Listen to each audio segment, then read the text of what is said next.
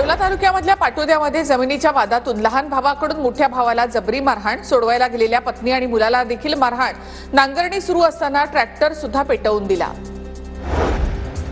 जव्हार डहाणू रोडवर चारोटीजवळ 3 वाहनांचा विचित्र अपघात, भरधाव 3 वाहनांची समोरासमोर धडक, अपघातामध्ये 4 जण गंभीर जखमी, जखमींवर कासा उपजिल्हा रुग्णालयामध्ये उपचार सुरू। जळगावच्या कासोदा इथे प्रसिद्ध व्याख्याते प्राध्यापक वसंत हंकारे यांचं व्याख्यान ऐकताना उपस्थित मान्यवर महिला तसंच शाळकरी विद्यार्थिनींना अश्रू अनावर। कासोदा पोलीस स्टेशन आणि ग्रामस्थांच्या वतीने बाप समजून घेताना या व्याख्यानादरम्यान सगळेच भावूक झाले। बुलढाण्याच्या शेगाव तालुक्यामधील बनगावमध्ये केस गळती प्रकरणामुळे मुलांची लग्न जुळेनात। टक्कल व्हायरसचा शोध लवकरात लवकर लावावा, ग्रामस्थांची मागणी। चंद्रपुरातील 1,47,000 मालमत्ता धारकांना स्वामित्व योजनेचा फायदा। देशभरात पंतप्रधान मोदींच्या हस्ते मालमत्तांच्या स्वामित्व योजनेला प्रारंभ। 50,000 गावांमधील 65 लाख मालमत्ता धारकांना योजनेचा लाभ।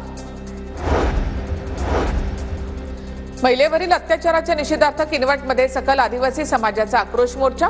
आरोपीला फाशीची शिक्षा देण्याच्या मागणीसाठी लोक आक्रमक। आज दिवसभरामध्ये शहरात कडकडीत बंद। नाशिकच्या येवला शहराचा सोमवारपासून पाणी पुरवठा सुरळीत होणार।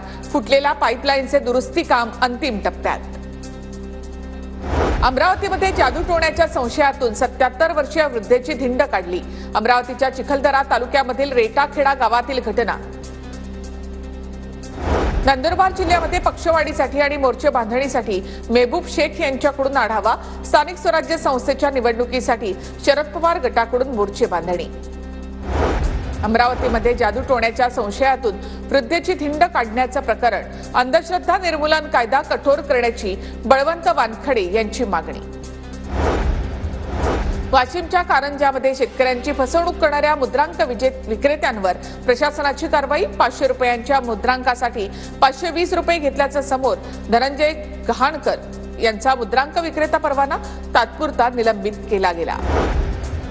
भिवंडीमध्ये 19 जानेवारीला पाणी पुरवठा 24 तास बंद असेल। पाईपलाईन दुरुस्ती आणि वॉल बसवण्याच्या कामासाठी पाणी पुरवठा बंद राहणार।